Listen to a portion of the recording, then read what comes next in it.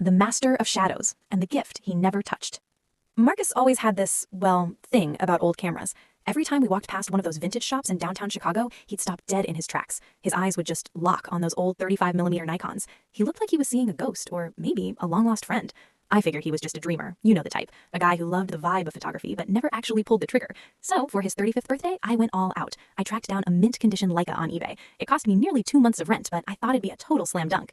Except, it wasn't. When he unwrapped it, he looked at that camera like it was a ticking bomb. He thanked me, gave me a kiss that felt like a goodbye, and then he tucked it into the very back of the hall closet. It stayed there for 3 years. 3 years of dust and silence. Last Tuesday, I was digging around for our tax returns in the crawl space, and I found this heavy steel lockbox. I managed to pry it open, and my heart just dropped. Inside were dozens of prestigious awards. National Geographic Youth Photographer of the Year, the Pulitzer shortlist. There were dozens of photos of Marcus, much younger and much thinner, standing in active war zones, his neck draped in cameras. He wasn't a hobbyist, he was a prodigy who had just gone ghost. When he got home that night, I had the photos spread out on the kitchen island. Marcus froze in the doorway. His face went that specific shade of gray you only see in hospital hallways. "I thought I buried that," he whispered. His voice was shaking.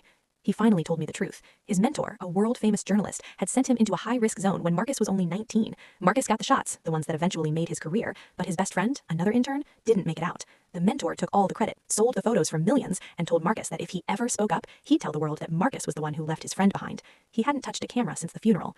We sat there on the kitchen floor for a long time, just breathing. Then slowly, Marcus reached into the closet. He pulled out the Leica, his hands trembling like leaves in a storm. "Maybe," he said, "it's time I started seeing the light again." And for the first time in a decade, I heard the shutter click.